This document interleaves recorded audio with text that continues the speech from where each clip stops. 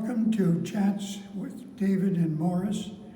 We are pleased and honored to welcome as our guest Professor Ed Jones, who will be our guest speaker. And Ed, I'd like to begin by asking you to start your journey back in Morgantown where you grew up and share with us, if you would, your memories of some of your childhood adventures, including family, high school, and we'd like to know how you happened to win the Golden Horseshoe Award in 1948. Okay. Well, I grew up in Morgantown, West Virginia. My father spent his entire professional career at West Virginia University, 75 years from being a freshman to passing away. My mother grew up in Pennsylvania, and she was, I think, the first person in her side of the family to complete a 4-year college degree. She graduated from Cornell University in 1925. Sadly, she died quite young. My father, when I had 2 sisters, one of whom did not survive childhood, and then my other sister was also in the academic world. She was at Northern Virginia Community College in suburban Washington. I was born in 1934, so I was young at the time of World War II, but I remember hearing bits and pieces of it. And it affected our life because for a while in there I lived with my grandmother right beside a railroad track in central West Virginia. And I remember talking to the soldiers on the train because there was a sidetrack there. We would go out and talk to the soldiers and they'd toss us candy. In the 18th century, George Washington led a group of surveyors to do the surveying west of the mountains, Allegheny Mountains, including what is now West Virginia. And he gave all of the men who were in his surveying party little golden horseshoes. And as a memory of that, the state of West Virginia has a golden horseshoe requirement or program by which every kid in the state has to take 4 years of history, geography, government, and so on of the state. And then at the end of this, they give a test, and from each of the 55 counties, there are 4 people who earned golden horseshoes, and I happen to have been one of those. But I've always been interested in history, and that I think is probably the reason. Ed, do you have any memories of the Great Depression on Morgantown? No, well, I remember hearing about it. I remember hearing Dad say that his salary was, as a college professor, which was pretty low, was cut in half. I remember gas rationing. We saved Dad saved the rationing stamps so that he could visit his ailing mother once a month. It was a 150-mile round trip drive. So I spent quite a bit of time with her and as a little kid. So it's one of the memories I have of the gas rationing, which is more the war, I guess, than the Depression. Just a little too young for the real Depression. Do you have any recollection of Franklin Roosevelt's New Deal any programs in Morgantown that affected the city? Yes, there was a town east of Morgantown, about 10 or 12 miles, called Arthurdale, which was one of their settlement houses. We were aware of it. I didn't have a lot to do with it because it was in a different school district. So that I was aware of it, but that's about it. You remember the WPA? Slightly, yes. Not much. There were not any immediate projects where I lived. And of course, the critics call the WPA We Piddle Around, if you recall. Well, it was we poke along around there, but neither of which was very complimentary. They did some good work. In fact, I guess I do, when I think about it, they did do some work in parks, and you found out later that that's what had been done. You didn't find out at the time. Right. Now, you went to West Virginia University and earned a bachelor's degree in electrical engineering, is that correct? That's correct, 1955. And then, what motivated you to go to the school in London? Well, a friend of my father's suggested to Dad that he invite me down to his office. He ran the local dairy. They were good friends. And Rotary had recently established an international fellowship program, and he suggested I should apply. And of course, my under the cover response was, "Who, me?" But I did, and I got it.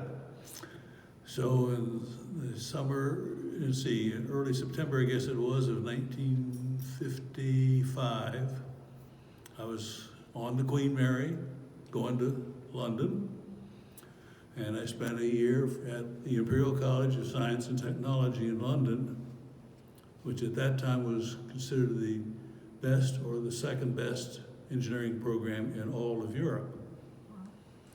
And I got along well.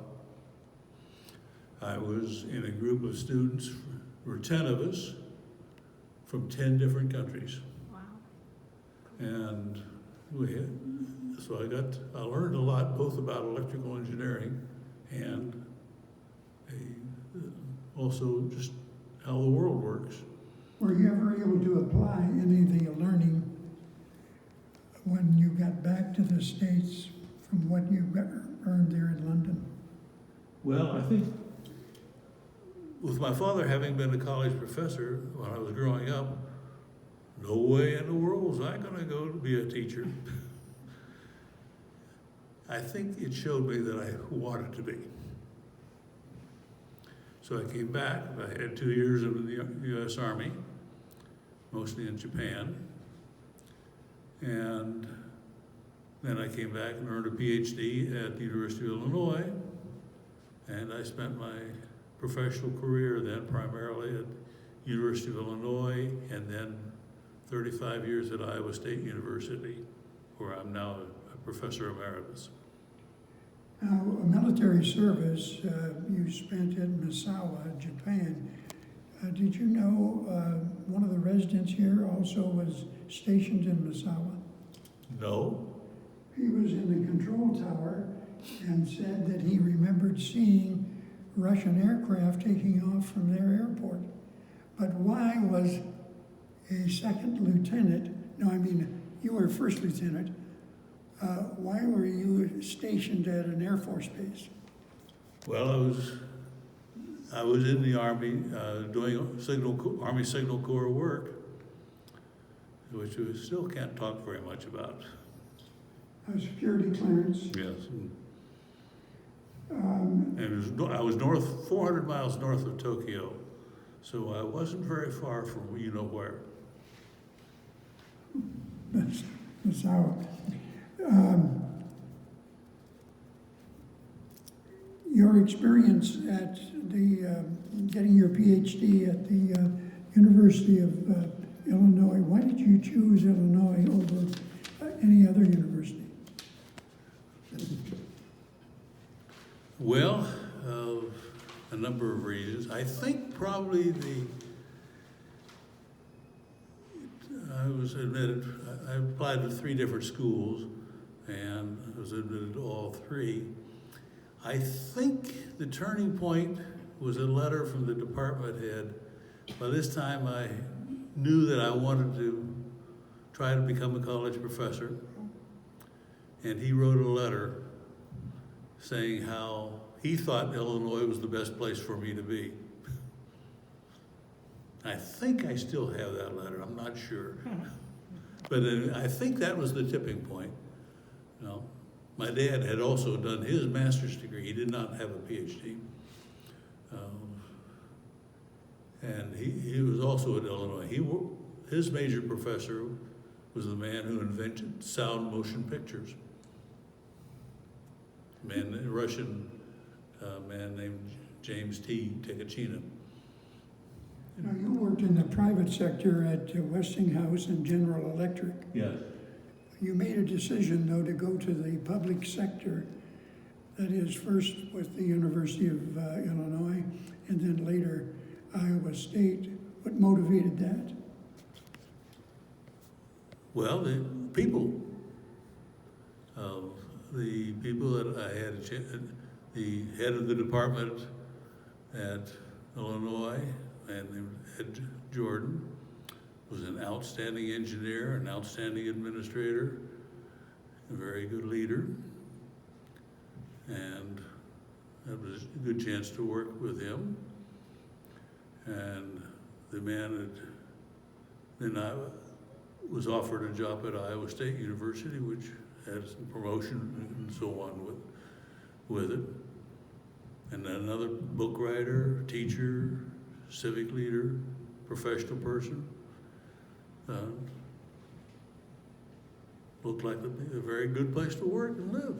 Ames is a tremendous town to live in, still is. And it was a good training. It was actually at one time one of the 3 universities in the country. One of the list of universities for which college professors had come as students.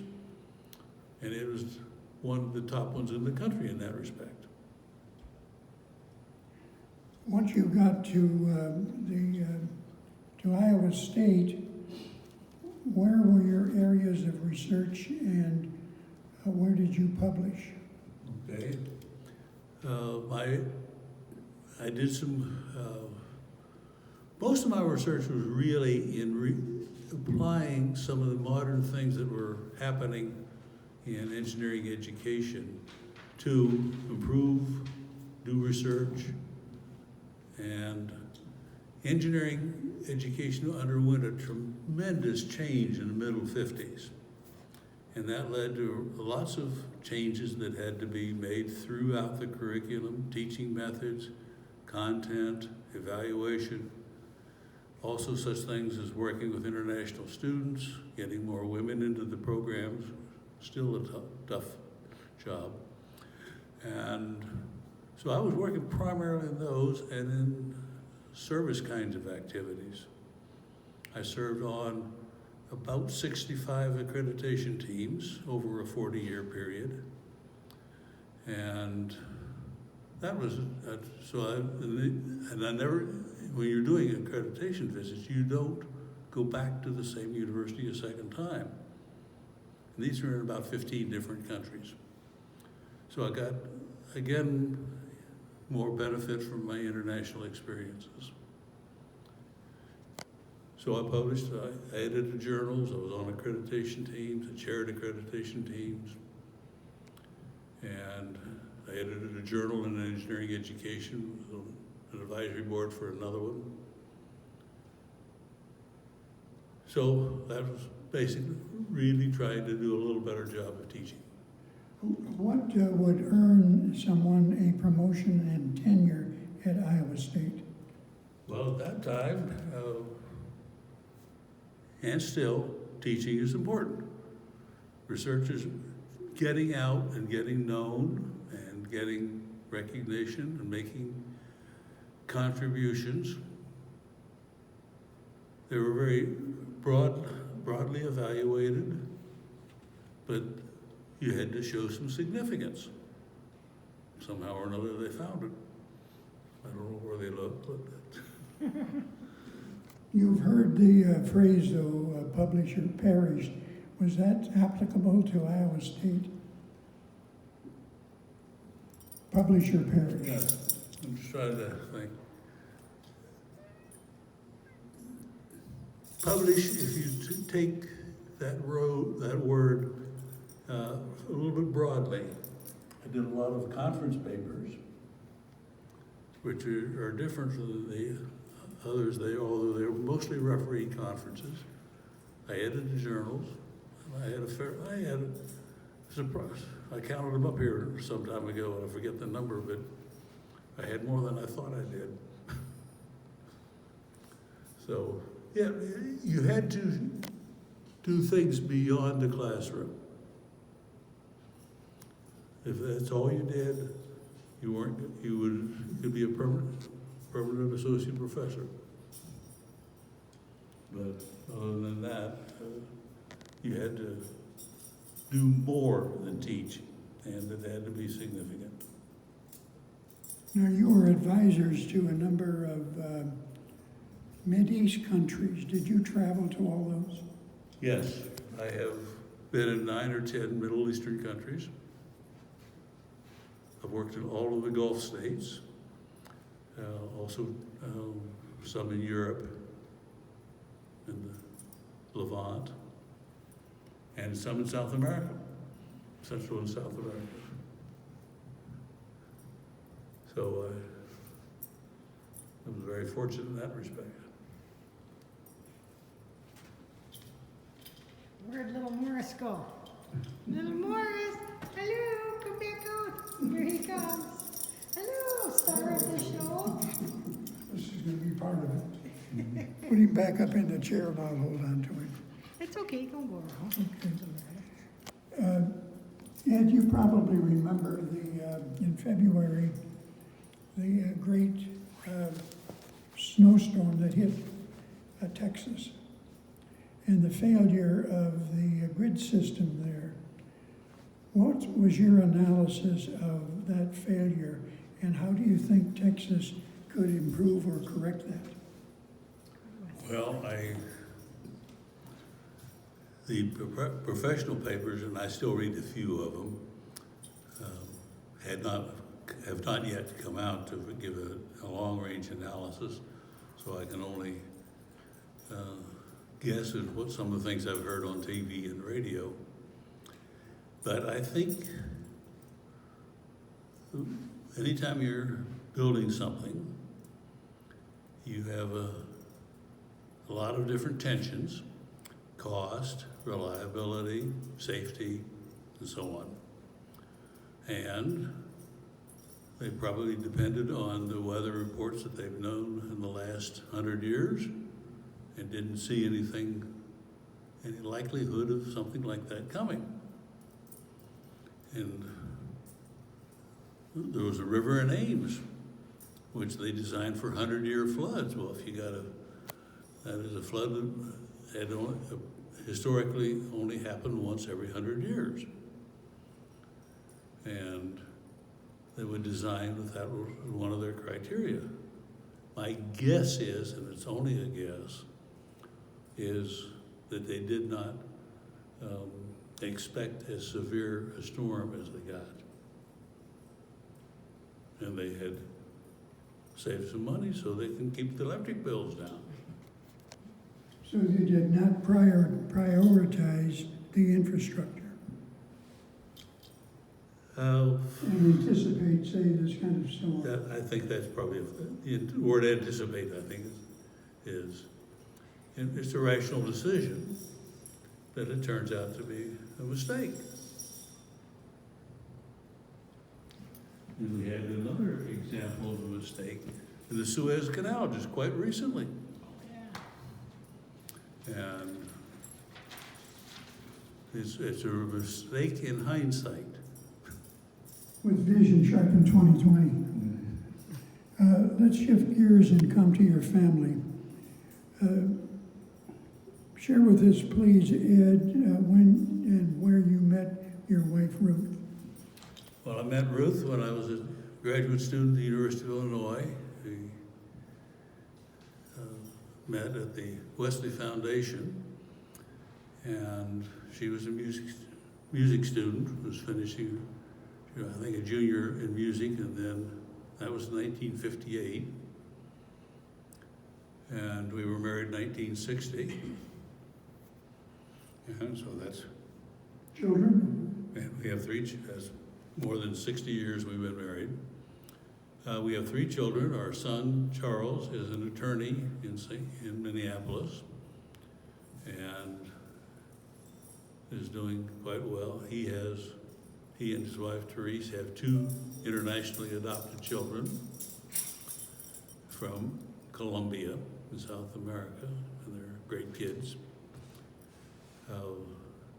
Then the surprise of our life was in 1964 when my wife gave birth to identical twin girls, and we did not know that we were going to have twins.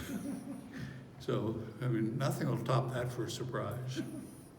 And grandchildren? And one of them is married to a computer engineer who worked at Microsoft, is now actually retired of all things. And the other one has 2 children adopted from Colombia. So 4 of our 5 grandchildren are adopted from Bogota. And they're great kids. Neat. And when and why did you decide to come to Stillwater? Children and grandchildren. Children and grandchildren? They were all in the area. And then how about Beltwell? When did you decide to come? That was in about 15, 16 years ago. And the kids said, well, go have a look at it. And that was it. Now, you've served on the Archives Committee here for a long number of years. We talked earlier about the number of videography that you have done with the residents. Could you talk about that, and what satisfaction do you get from these interviews and taping them? Okay. Well, this was a program that started long before we came. And I think Cliff Japs was the first one. He talked about having come through World War II in the Battle of the Bulge, as I remember it. And his presentation was, I suspect around 1972, along in there someplace. And he talked about his experiences during World War II, and somebody had taped it.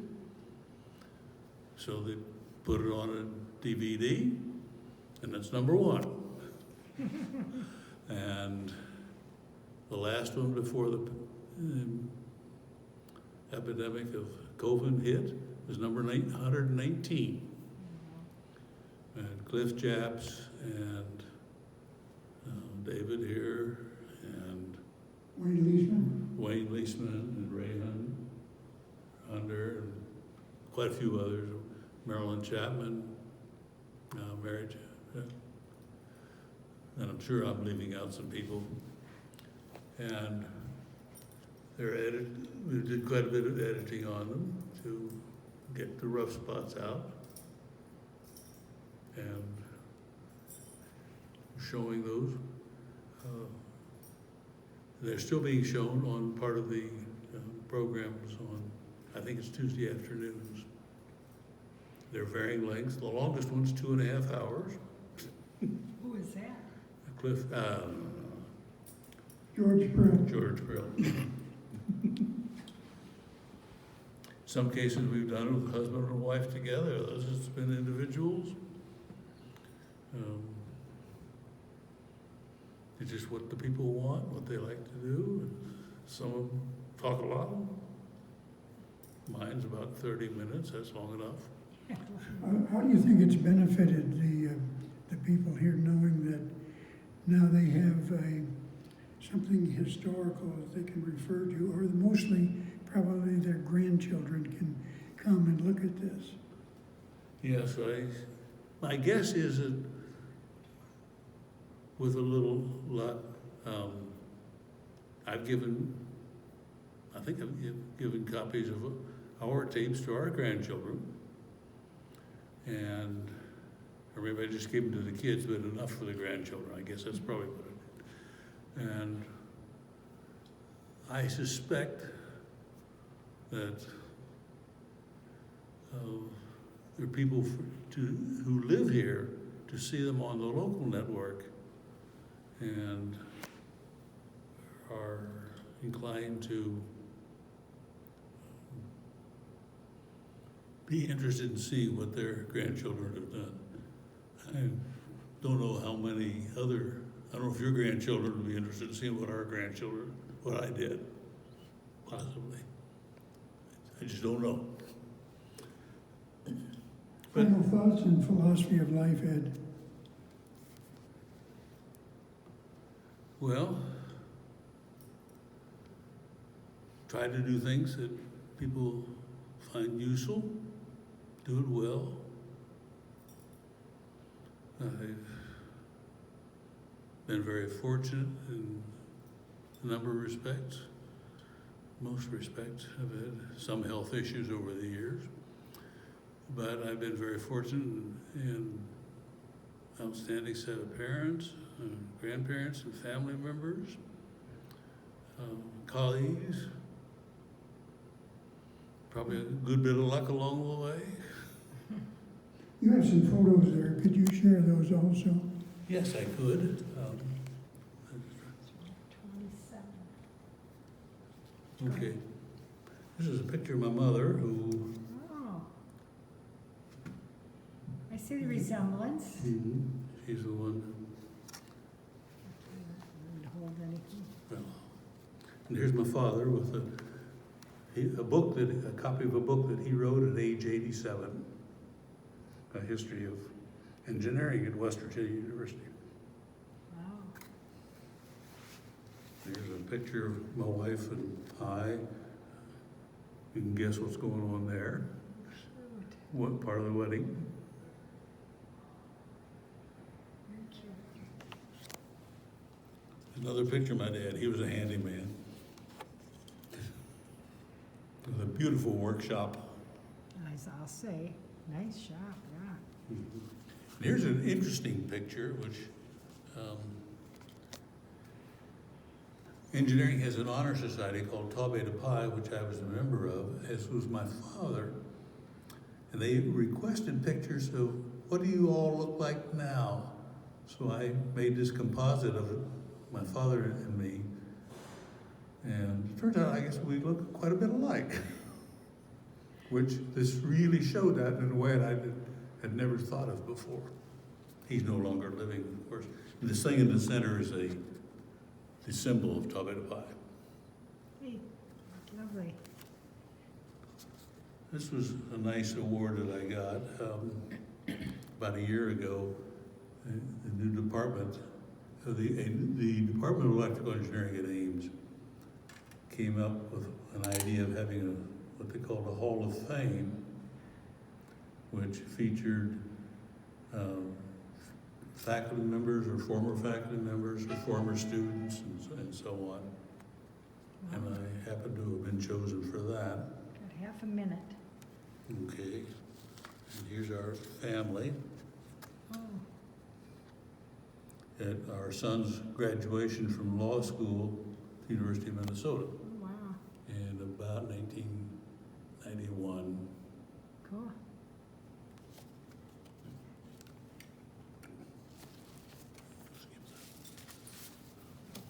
And here's my great-grandfather, who was an officer of this Union Army in the Civil War.